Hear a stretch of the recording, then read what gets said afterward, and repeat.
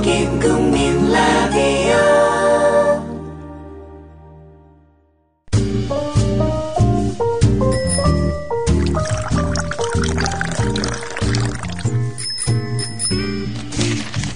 아침 신문 귀로 읽기 김용민 PD의 조간 브리핑.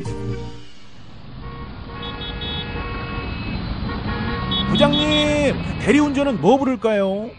대리운전 블랙박스 주는 1800-6606 대리운전이 있지 않은가?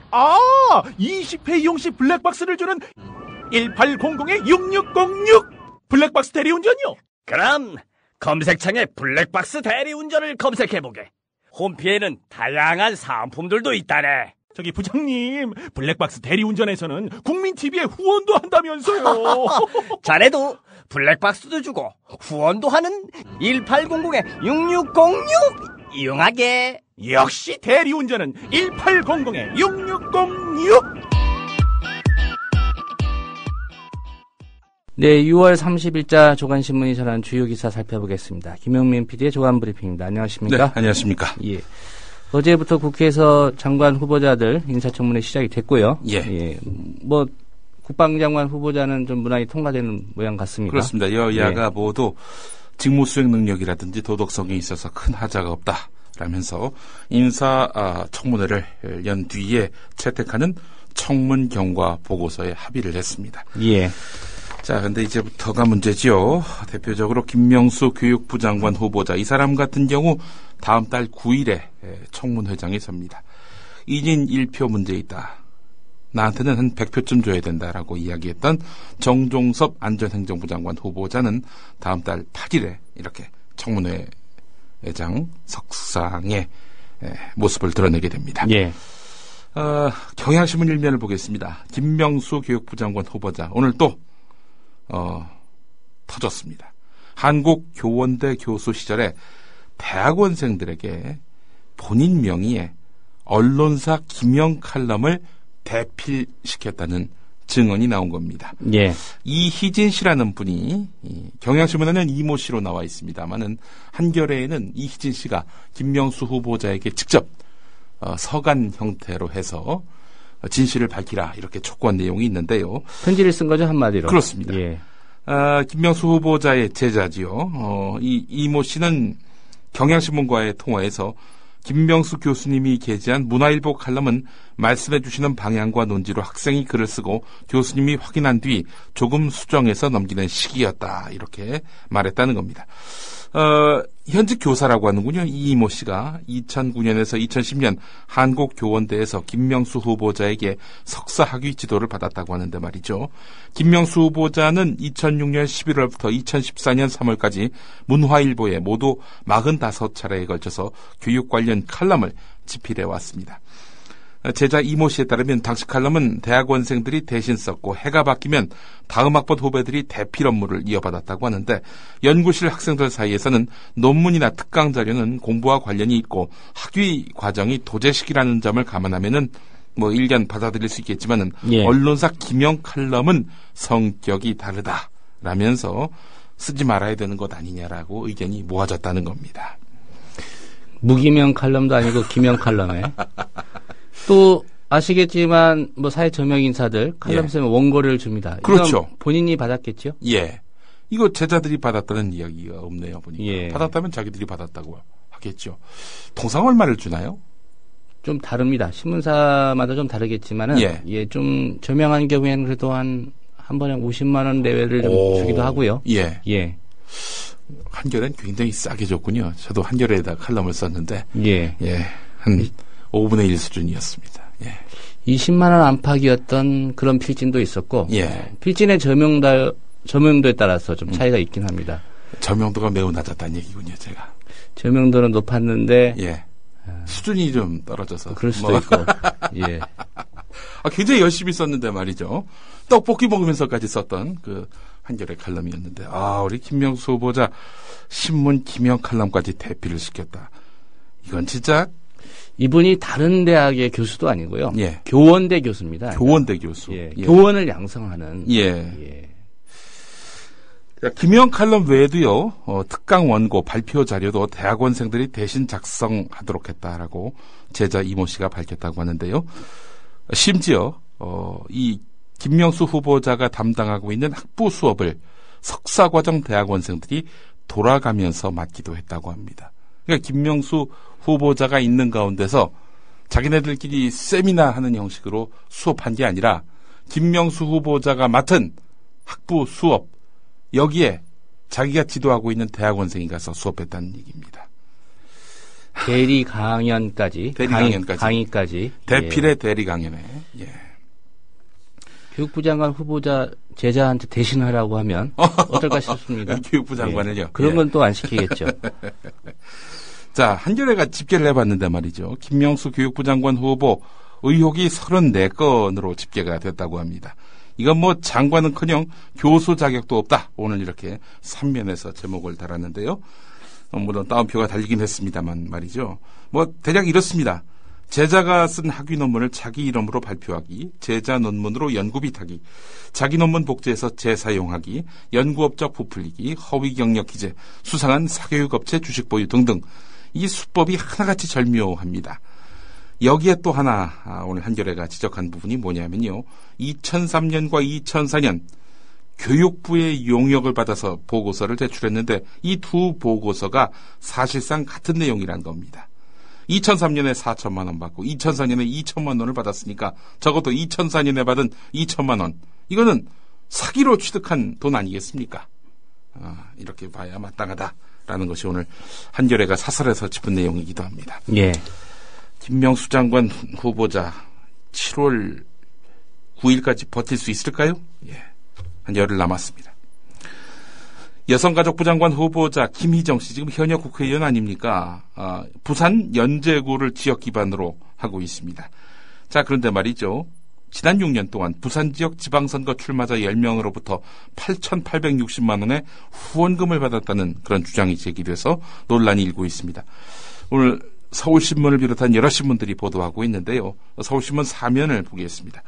새정치민주연합 진선미 의원이 보도자료를 통해서 지난 6년 동안 고액 후원자는 총 78명인데 전체 액수는 3억 7,228만 원, 그 가운데서 구청장, 시군구 의회 출신 후원자가 10명이다 이렇게 밝혔다고 합니다. 예. 자, 그랬더니 그 사람들 따지고 보니까 한 8천만 원대가 된다 이런 이야기인데 고액 후원자를 보면은 이위준 연제구청장 1,240만 원, 안재권 시의원 1,880만 원, 이주환 전 시의원 680만 원, 이해동 시의원 500만 원, 주석수 구의원 480만 원 등입니다. 이거는 한마디로 얘기해서 그 지역구 국회의원이 공천권을 갖고 있거든요. 기초의원 선거 혹은 뭐 광역 의원 선거를 비롯해서 말이죠.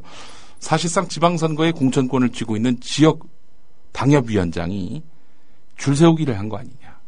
돈을 내도록 한 거 아니냐. 이런 얘기입니다. 박근혜 대통령 후보는요. 국회의원의 그 기득권을 혁파하는 차원에서 기초공천을 없애겠다. 이렇게 약속을 했단 말이죠. 예. 이건 결국 국회의원의 기득권을 없애겠다라는 얘기였거든요. 그런데 박근혜 대선 후보가 당선된 이후 새누리당은 그런데 기초공천을 존속시켰습니다. 그랬더니 이천의 국회의원 유승훈 씨가 이천시장 후보자한테서 돈을 받은 정황이 드러났고요. 또 김희정 후보자 같은 경우 연제구를 비롯한 이런 지역에 영향력을 미칠 수 있는 지방선거 출마자들에게 이렇게 후원금을 받았다는 얘기죠. 예. 국가개조 운운하고 있는데 자기들부터 잘하면 됩니다. 이게 자기들부터 이렇게 그 원칙과 기본을 흔들어 놓고 이제 와서 무슨 국가개조를 얘기하고 있으니 이 말이 설득력을 얻을 수 있겠습니까? 유임된 정홍원 국무총리 며칠 전에 실종자 가족들을 찾아가서는 껴안고 눈물을 흘렸지요. 예, 그 사진으로 아주 크게 실렸던데요. 자, 그런데 말이죠. 정홍원 총리가 세월호 실종자 가족들을 만나서 수색에 최선을 다하겠다 이렇게 밝힌 지 이틀 만에 범정부 사고대책본부가 이를 뒤집는 결정을 내렸습니다. 잠수사 수를 7월 1일부터 현재 3분의 2 수준으로 줄이고 7월 15일부터는 절반으로 축소하는 방안을 검토하고 있다는 겁니다. 다음 달 중반부터는 현재 절반인 100여 명의 잠수사만 투입하는 방안도 고려하고 있다고 하는데 말이죠. 자, 그런데 지난 27일 지난 주말을 앞두고 진도를 방문해서는 결자 해지 차원에서 국가 개조 사업에 남은 힘을 다 쏟고 남은 실종자가 가족의 품에 안길 수 있도록 하는 것이 내 소임이라고 생각하고 최선을 다하겠다 이렇게 밝혔었습니다. 예. 결자 해지의 주체는 정홍원 총리 본인이고요. 예. 예. 근데 어떻게 범정부 사고대책본부는 따로 가고 있는지 의문입니다. 이 세월호 참사 수색 구조 현 정부의 진정성이 없음은 이 기사를 통해서도 드러납니다. 한겨레 오면을 보겠습니다. 세월호 국정조사특위 야당 간사를 맡고 있는 분이 김현미 의원이거든요. 세월호 공기 주입 작업에 참여했던 민간 잠수부가 공기 주입 작업에 쓰인 컴프레서 장비에 인체에 해로운 공업용 오일이 사용됐다고 증언했다 이렇게 밝혔습니다. 인체에 해로운 물질이 뭐냐? 일산화탄소가 주입될 수 있는 장비를 활용한 것이다. 이런 이야기입니다. 예. 이제 연탄가스 중독할 때 사고 날 때 주로 이제 일산화탄소에 의한 중독 아닙니까? 그렇습니다. 예. 에어포켓이라는 말 들어보셨죠? 배가 침몰했다 하더라도 일정 부분은 이 숨쉴 공간이 있다. 그러니까 여기다가 이제 공기를 계속해서 주입하면은 몇 사람이라도 살 수 있는 것 아니냐 라면서 실종자 가족들은 에어포켓에 상당한 기대를 했었습니다. 예. 그런 에어포켓에다가 깨끗한 공기를 주입한 게 아니라 일산화탄소를 주입했다니 이게 도대체 남은 사람들 그냥 다 가라 이런 의도가 아니고서는 도무지 해석할 길이 없는 행태 아니겠습니까? 물론 애초부터 희생자들의 생존 가능성이 없다고 보면서도 여론을 의식해서 공기를 주입하는 일종의 쇼를 했을 가능성도 남아 있습니다. 그런 것이라면 차라리 더 인간적이네요, 보니까. 해경이 공기 주입 쇼를 벌인 거 아니냐라는 내용의 기사를 보면서 현 정부의 아래에서는 죽은 사람만 억울하다라는 생각을 또 해보게 됩니다.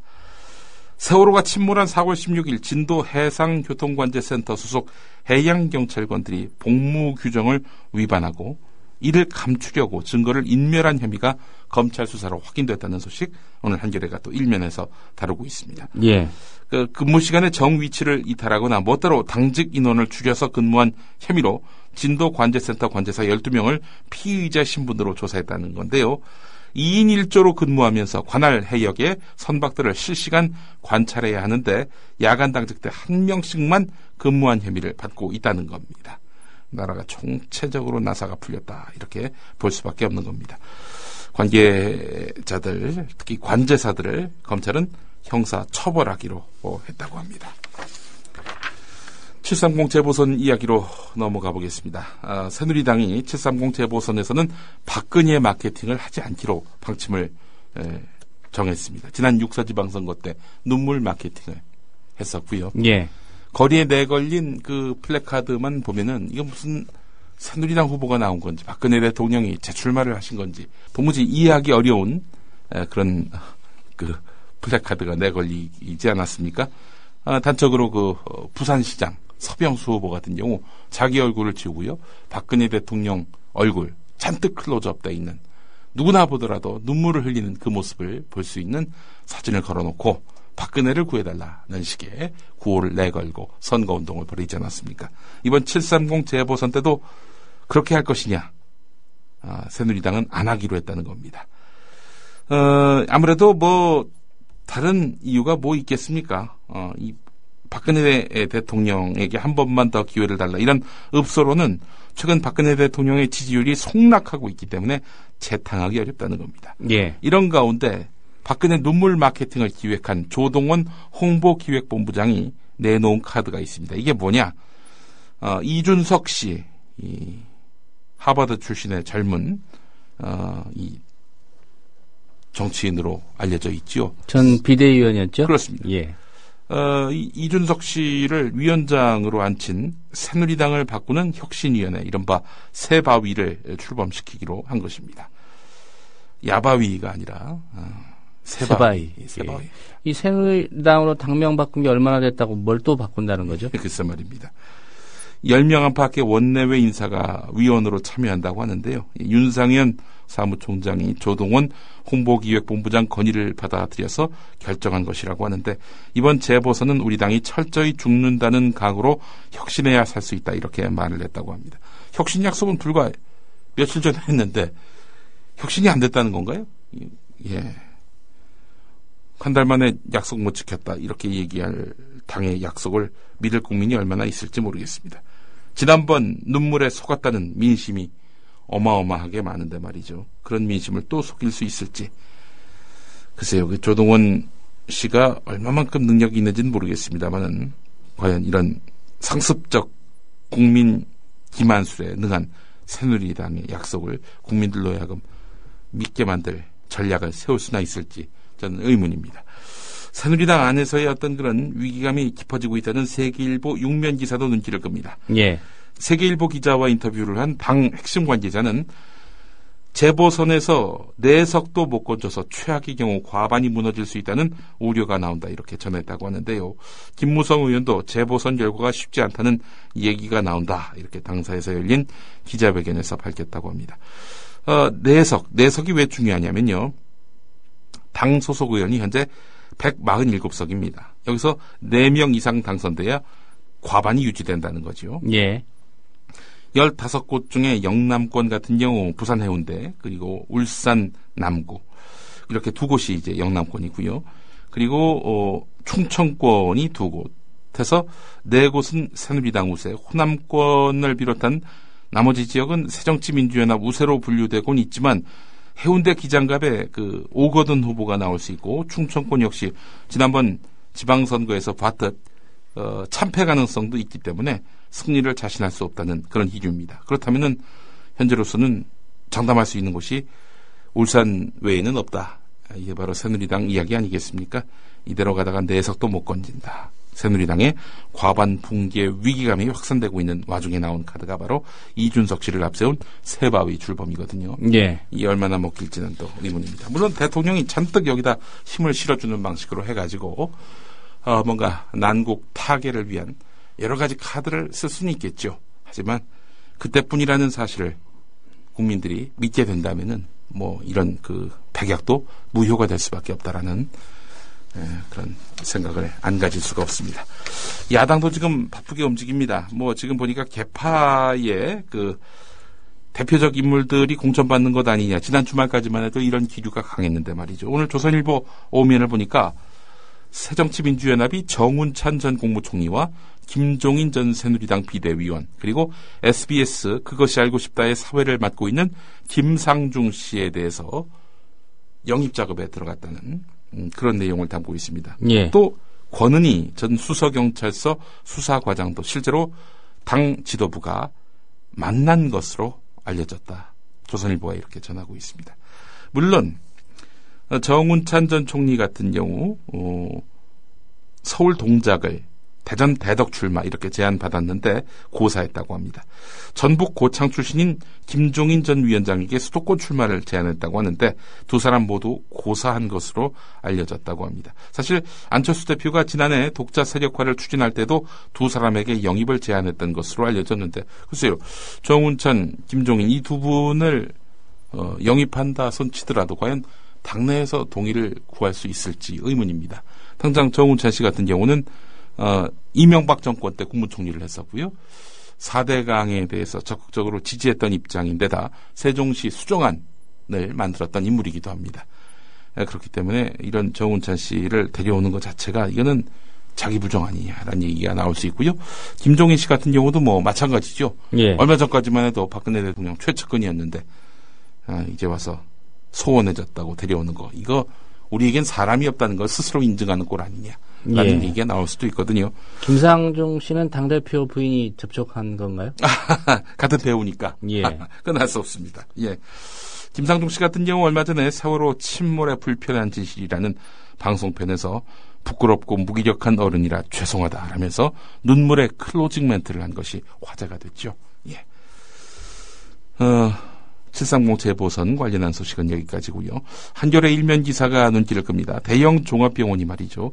엑스레이 필름에 좌우가 바뀐 줄도 모른 채 이를 토대로 4개월 동안 환자 570여 명을 진단, 처방해 온 것으로 확인됐다는 겁니다. 병원은 이런 사실을 확인한 뒤에도 환자들에게 일절 알리지 않았다고 합니다. 이비인후과, 소아과, 내과, 가정의학과 환자들의 얼굴 엑스레이를 촬영한 뒤 좌우를 바꿔서 병원 전산 시스템에 올렸다고 하는군요. 의사들은 이런 사실을 모른 채 바뀐 필름 영상을 근거로 환자들을 치료했습니다. 왼쪽 코가 문제인데 오른쪽 코가 문제인 걸로 말하자면은 의사들이 인식하게 만들었다는 겁니다. 예. 이 병원이 어디냐? 서울 양천구 목동에 있는 이대 목동병원입니다. 지난해 12월 말부터 지난 4월 말까지 이비인후과, 소아과, 내과, 가정의학과 여기서 진료받으신 분들, 특히 엑스레이 사진 촬영하신 분들 각별하게 다시 한번 확인해 보셔야 되겠습니다. 오늘 한겨레가 처음 보도했군요. 예. 예. 한국수자원공사가 4대강 사업으로 진 부채 8조 원이죠. 원래는 이제 한 30조 되는 4대강 사업. 이 가운데 22조는 정부가 부담하고 8조는 수자원공사가 또 안도록 이렇게 하지 않았습니까? 이명박 정권 때 말이죠. 자, 이 8조를 어떻게 수자원공사가 이거를 감당할 수 있겠습니까? 그래서 국토교통부가 내년도 예산안에 800억을 반영해 줄 것을 기획재정부에 요청한 것으로 확인됐습니다.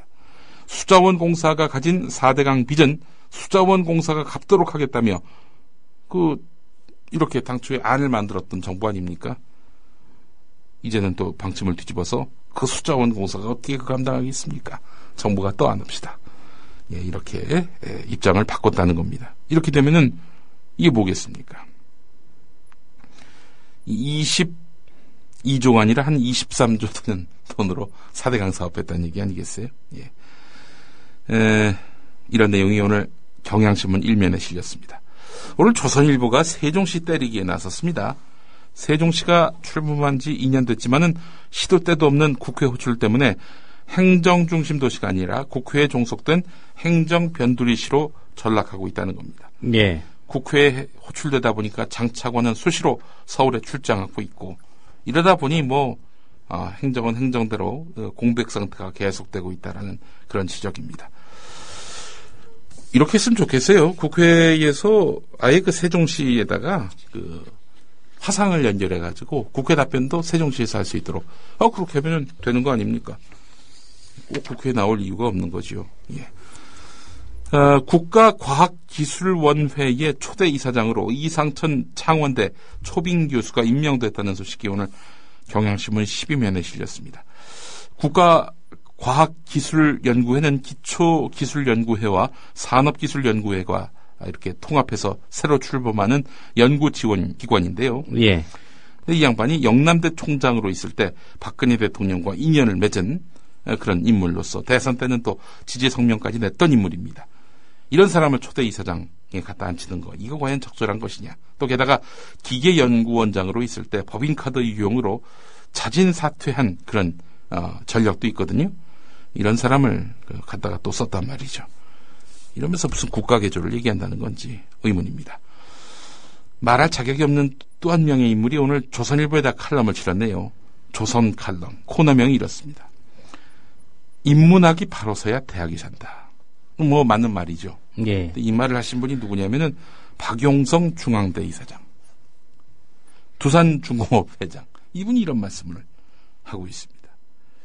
사회는 문사철, 그러니까 문학, 역사, 철학, 열풍이 일고 있지만 대학은 인문학 전공자들이 취업난을 겪고 있다 라면서 안타까워하시는 겁니다.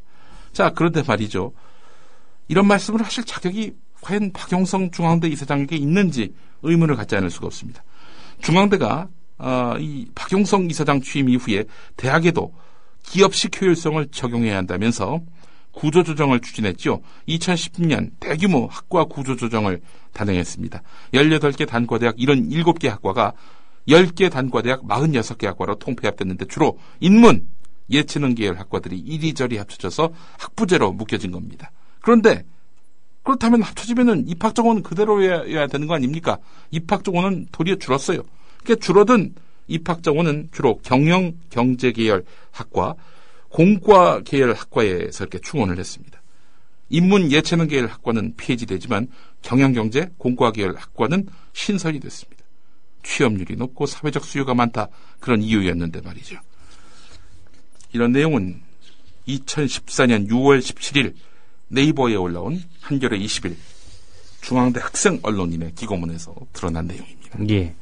조선 칼럼의 영문명이 보니까 더 칼럼이네요. 예. 예, 칼럼의 원조라는 얘기입니까? 예. 조선일보를 대표하는 대표성이 있는 칼럼이다, 이런 얘기 아니겠습니까? 예. 예. 그런 이야기인 것 같습니다. 오늘 한국일보 강호정의 에고 에코 이런 제목의 칼럼이 있는데 말이죠. 예. 고승덕 딸과 조희연 아들의 편지란 제목입니다. 이 칼럼의 주제는 이렇습니다. 글쓰기 교육을 잘해야 한다. 이거거든요. 근데 이 칼럼을 제가 읽어보면요. 무슨 이런 글쓰기가 다 있나 싶습니다. 강호정 연세대학교 사회환경시스템공학부 교수의 칼럼인데 말이죠. 고승덕 후보의 딸 그리고 조희연 후보의 아들이 쓴 편지를 갖고 이제 평가를 했는데 고승덕 후보 딸이 글을 더 잘 썼다. 그러더니 이 글쓰기 교육의 부재가 너무나 심각하다. 이렇게 얘기하더니 글에 대한 경시가 이 천박한 사회를 조장했다. 이렇게 얘기를 했습니다. 고승덕 후보의 딸이 어떤 점에서 조희연 후보 아들의 글보다 나은지에 대한 내용이 없어요. 그러더니 글쓰기 교육이 잘못됐다라는 얘기입니다. 예를 들면 조희연 후보가 잘못된 글쓰기 교육의 피해자다. 이런 식의 근거도 없어요. 근거도 맥락도 주장도 서로 따로노는 아주 나쁜 글쓰기의 표본이 오늘 강호정 연세대 사회환경시스템공학부 교수의 칼럼입니다. 이거 아주 기념비적인 칼럼 같아요. 여러분들 한번 꼭 읽어보시기 바랍니다. 이런 칼럼이 다 있나 생각이 든 그런 칼럼이었습니다. 세계일보 오늘 일면 기획도 눈길을 끕니다. 죽을 사자의 사전이 된 국어사전. 국립중앙도서관의 국어사전이 납본된 현황을 보니까 말이죠. 예. 2013년에 한 권이 납본됐다고 합니다. 1981년에서 1990년 사이에 52권, 1991년에서 2000년에 101권으로 크게 늘었던 국립중앙도서관 국어사전 납본 현황. 초고속 인터넷이 급격하게 보급되면서 2001년부터 2003년 사이에 19권, 2004년에서 2006년 사이에 22권, 2007년에서 2009년 사이에 19권, 그렇게 점점 줄어가다가 결국에는 지난해 한 권만 나왔다는 겁니다. 한겨레 기사는요, 프란치스코 교황의 8월 방한 일정이 최근 확정 발표가 됐는데 기존 안에서 달라진 게 거의 없는데 반대가 많았던 충북 음성 꽃동네도 포함이 됐다는 겁니다. 광화문 시복식 같은 초대형 행사가 눈에 띄지만 이른바 프란시스코 교황 스타일은 보이지 않다는 겁니다. 프란시스코 교황은 이 바티칸의 쓰레기 청소부들을 초청했고 부활절에는 무슬림 여성과 장애인들을 불러서 발을 씻겨줬고 생일에는 외국인 출신 노숙인 3명을 초대했고 고삐 풀린 신자유주의를 새로운 독재로 비판했고 중동 방문 때 이스라엘보다 약자인 팔레스타인 서안지구를 먼저 방문했고 이탈리아 마피아의 본거지를 방문해서 마피아 파문을 선언하고 교회는 이런 악과는 싸워야 한다라고 말을 했는데 대한민국 땅에는 이런 사회적 약자, 불의와 폭력에 신음하는 약자들이 없는가? 한겨레는 세월호 유적 참사들, 일본 군대 위안부들, 그리고 쌍용차 해고자들, 용산, 밀양, 그리고 이 강정의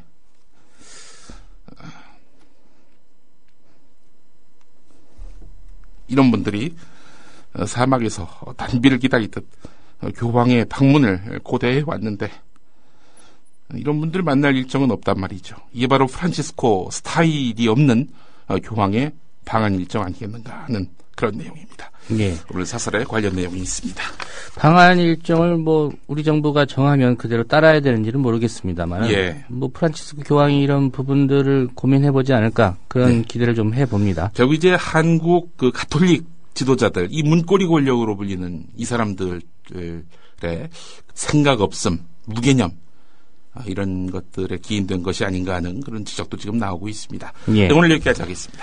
네, 김용민 PD의 조간 브리핑이었습니다. 잘 들었습니다. 예.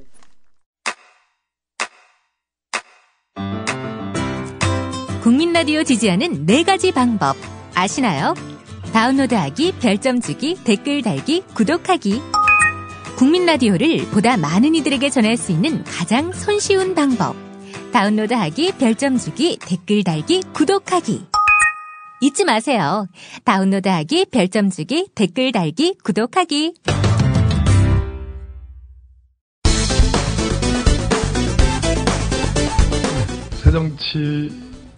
새정치민주연합 법률위원장 겸 원내 대변인 자격으로 브리핑합니다. 우리 당을 탈당한 현역 시의원이 심각한 사건에 연루되었다고 합니다. 해당 시의원이 그 전날 당에 제출한 탈당계를 추인했고 향후 무죄 확정이 되지 않는 한 복당을 불허한다는 의결을 했습니다. 새정치민주연합 소속 김형식 서울시 의원에게 과연 무슨 일이 있었을까? 지난 3월 서울 강서구에서 발생한 3천억 원대 재력가 피살 사건의 유력한 용의자가 붙잡혔습니다. 놀랍게도 현직 서울시 의원이 사주한 범죄라고 경찰이 발표했습니다. 김 의원은 송 씨가 빚 5억 원을 갚으라고 압박하자 친구인 팽 씨에게 송 씨를 살해해달라고 부탁했다는 겁니다. 김 의원은 청부 살해의 대가로 팽 씨가 자신에게 진 빚 7천만 원을 안 받기로 했다고 경찰은 밝혔습니다. 김 의원은 송 씨가 살해된 이후에도 아무 일 없다는 듯이 지난 6월 지방선거에 출마해 당선됐습니다. 현재 김 의원은 범행을 완강히 부인하고 있습니다. 김형식 의원의 과거를 검색해봤는데 서울시가 공무원의 반바지와 샌들을 허용한 지 한 달이 지났습니다. 그동안 어떤 변화가 있었을까요? 민주통합당 김형식 의원에게 갑자기 장내의 모든 이목이 집중됐습니다. 하늘색 반바지에 흰색 운동화를 신고 시정 질의를 한 겁니다. 본 회의장에 의원이 반바지에 운동화를 신고 등장한 건 유례 없는 일입니다. 그런데 서울시 부의장이 복장 문제를 지적합니다. 김형식 의원님 잠깐만. 복장이 파격적이네. 반바지에 운동화 차림이었기 때문. 예, 쿨비즈가 좀 활성화되었으면 좋겠습니다. 그리고 에너지 비용 좀 아꼈으면 좋겠고요. 여름철에는 시원하게 입고 그런 복장 문화가 좀 활성화됐으면 좋겠습니다. 한편 새정치민주연합 소속이면서 박원순 시장을 거칠게 몰아붙인 이력도 안 왔다고 주장을 했던 거예요.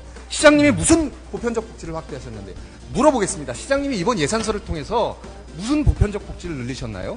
무상교육을 위해서 뭘 하셨는데요? 무상보육을 위해서는 뭘 확대하셨나요? 무상의료를 위해서는 무슨 예산을 새롭게 확대하셨는데요? 도대체 저출산 고령화 사회를 위해서 무슨 보편적 복지를 확대하셨는데 복지를 확대하셨다고 하는 건데요. 시장님, 도시기반 시설은요, 지금 공급을 안 하면 후대에 몇십 배의 재정이 들어가야 되는 게 도시기반 시설이에요. 시장님, 우리 때 지금 알뜰하게 살림한다는 평가받고 싶어가지고 수십 배의 재정 비용 분담의 고통을 후배들에게 주는 거는요, 빚내가지고 사업하는 것보다 더 나쁜 겁니다. 왜? 시장님, 이번에 교육과 관련해 새롭게 투자하는 게 뭔데요? 하나도 없어요. 공원 예산은 또 엄청 줄여놓으셨더라고요. 시장님, 공원학총 안 하실 거예요? 아니, 어떻게 도서관이 토건입니까? 도서관이 해야 될 때입니다. 도대체 재정을 줄이면서 어떻게 복지를 확대한다는 거예요. 인류 역사상 그렇게 하신 분은 오병이어 기적 일으키신 예수님밖에 없으세요.